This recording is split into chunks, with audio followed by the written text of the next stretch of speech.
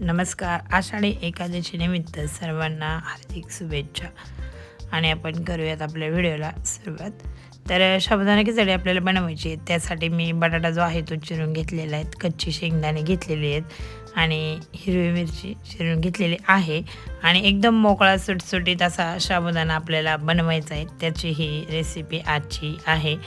तर तो कसा बनवायचा त्याची खास रेसिपी. तर साबुदाणा खिचडी बनवण्यासाठी आपण कढई ठेवली आहेत आणि कढईमध्ये सुरुवातीला शेंगदाणे जे आहेत ते आपण घेऊयात तळून.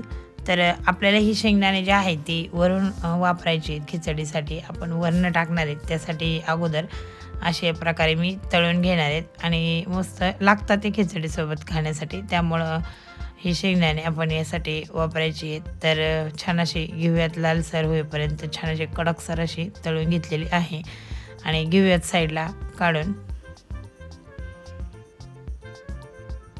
तर मी शेंगदाणा तेल यासाठी वापरलेलं आहे.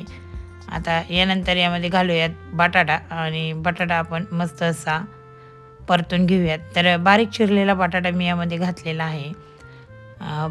बटाट्याच्या फोडी ज्या आहेत त्या आपण अशा बारीकच करून घेतलेल्या आहेत, म्हणजे परतल्यानंतर पटकन तयार होतात, शिजतात सुद्धा पटकन आणि खिचडीसोबत खाण्यासाठी सुद्धा मस्त लागतात. त्यामुळं या पद्धतीने बटाटा असा चिरून टाकायचा आहे. तर किसलेल्या बटाट्याची सुद्धा मी व्हिडिओ केलेला आहे, तो सुद्धा तुम्ही माझ्या चॅनलवर जाऊन तो व्हिडिओ बघू शकता. आणि आता हा जो बटाटा आहे हा पण परतून घेतलेला आहे. त्यानंतर हिरव्या मिरची, तर 3 ते 4 हिरव्या मिरची मी घातलेली आहेत. तुम्ही तुमच्या तिखट आवडीनुसार कमी जास्त करू शकता. तर हिरवी मिरचीच आपण यामध्ये वापरलेली आहे. तुम्हाला हवं असेल तर तुम्ही लाल मिरचीसुद्धा दळून घालू शकता, तीसुद्धा खिचडी छान लागते खायला. तर तो सुद्धा व्हिडिओ आपण आपल्या चॅनलवर बनवलेला आहे, ते सुद्धा तुम्ही बघू शकता. तर आता खिचडीमध्ये बटाटा आणि हिरवी मिरची आपण दोन्ही परतून घेतो आहे मस्त असं.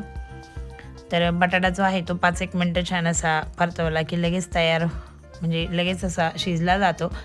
आणि साबुदाणा जो आहे तो मी रात्रीच भिजायला घातलेला होता. तर तुम्हाला मी दाखवते की कसा मोकळा सुटसुटीत आहे हा साबुदाणा. तर एक बोट असं पाणी आपण यामध्ये वर ठेवलं की साबुदाणा जो आहे तो मोकळा सुटसुटीत तयार सुद्धा होतो, मोकळा होतो. आणि या पद्धतीने आपण घेऊयात. अगोदर तेलामध्ये परतून घ्यायचा, म्हणजे तो जो साबुदाणा आहे तो मोकळा तयार म्हणजे मोकळा सुटसुटीत राहतो. आणि कूट जो आहे तो आपण नंतर घालायचा आहे, लगेच शेंगदाण्यांचा कूट घालायचा नाही आहे.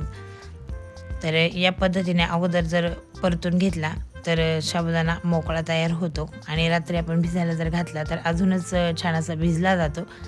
तर यामध्ये मी घातले आहेत भाजलेल्या शेंगदाण्यांचा कूट. तर तुम्हाला काही मी भाजलेले शेंगदाणे दाखवत बसले नाही, डायरेक्ट भाजलेल्या शेंगदाण्यांचा कूट आपण यामध्ये घातला आहे. तुम्हाला हवं असेल तर तुम्ही जाडसरसुद्धा कूट यामध्ये घालू शकता. मी थोडासा असा बारीकच केलेला आहे, जास्त बारीक नाही, मध्यम असा शेंगदाण्याचा कूट वापरला आहे. तर जितका शेंगदाण्याचा आपण कूट घालू तितकी खिचडी जी आहे ती छान तयार होते. आणि तुम्ही बघितलं असेल की साबुदाणा जो आहे तो आपला कसा असा मोकळा सुटसुटीत असा तयार झालेला आहे. आणि यावर चवीनुसार घातले आहेत मीठ. तर लहान मुलांना खूप आवडते खिचडी, त्यासाठी त्यांना साबुदाणासुद्धा असा मोकळा सुटसुटीतच हवा असतो. तर असा चिकट जर साबुदाणा झाला तर मुलं खात नाही, असा मोकळा जर झाला तर मुलं आवडीने खातात. तर याला शेंगदाण्यांचा कूट मी घातलेला आहे. आणि आता यानंतर आपल्याला देऊयात वाफ. अगदी सोपी अशी साबुदाणा खिचडी आहे.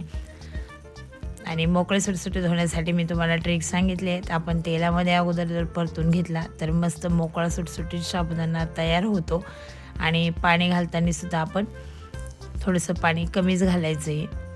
आणि जी तळलेली शेंगदाणे आहेत ती मी यामध्ये टाकली आहेत. खूप छान लागतात. नक्की अशा पद्धतीने तुम्ही करून बघा. आणि मस्त मोकळा सुटसुटीत झाला आहेत बघा. खिचडी छान अशी गरम होऊन द्यायची, तरच खिचडी खायलासुद्धा छान लागते. तर बघा, तुम्हाला मी वाटीमध्ये काढून दाखवते की कशा पद्धतीने साबुदाणा तयार झाला आहे. तर याला छान अशी वाफ पण द्यायची आहे आणि परतूनसुद्धा चांगलं दिल्यानंतर अशी खिचडी छान तयार होते. व्हिडिओ जर आवडला तर लाईक, शेअर करा, कमेंट करा. तर पुन्हा भेटूया नवीन व्हिडिओमध्ये. बाय.